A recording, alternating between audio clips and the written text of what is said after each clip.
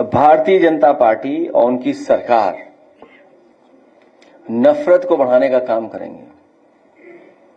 जो परंपरागत हमारे मिली जुली संस्कृति का, हमारे जो आपसी मेल के स्थान या मेले, उनको जानबूझ करके रोकना चाहती है। कारोबार हमें जोड़ता है, मेला हमें जोड़ता है।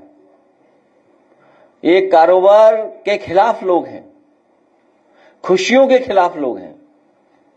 मेले में क्या है, मिठाई खाने लोग जाते हैं, थोड़ा कारोबार करते हैं गरीब के लोग, झूला झूलते हैं।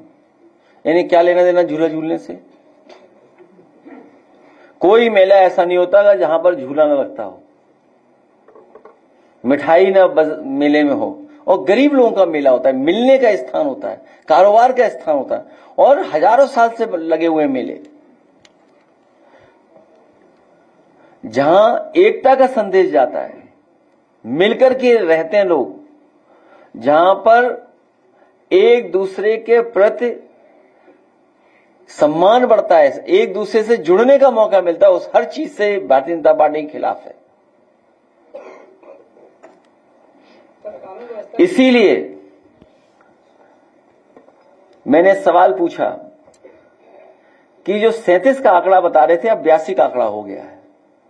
अगर हमारे ये सब पत्रकार निकल पड़े, जिस तरीके से उस बड़ी संस्था ने, प्रतिष्ठित संस्था ने रिसर्च करके, समय लगा करके, रिस्क लेकर के ये आंकड़े सामने लाने का काम किया है, अगर ये हमारे साथी भी निकल पड़े तो इस सरकार की पूरी पोल खुल जाएगी।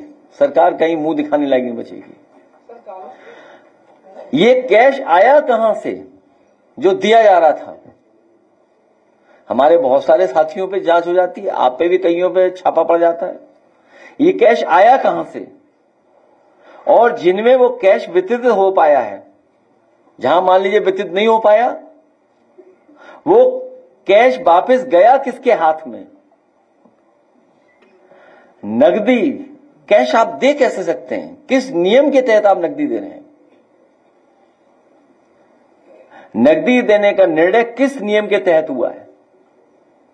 नकदी का वितरण किसके आदेश पर हुआ है? वितरण तो बताइए, भूल जाइए कि वितरण क्या हुआ, चलो किसी को कुछ पहुंचा। आखिर किसके आदेश पर हुआ है? ये कौन है जो नकदी बंटवा रहा है?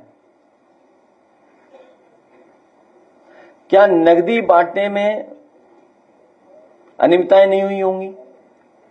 जो वापस आया होगा, जो देने गए, वो अपनी जेब में रख लिया होगा। और मृत्यु के कारण भी नहीं बता रहे हैं लोग।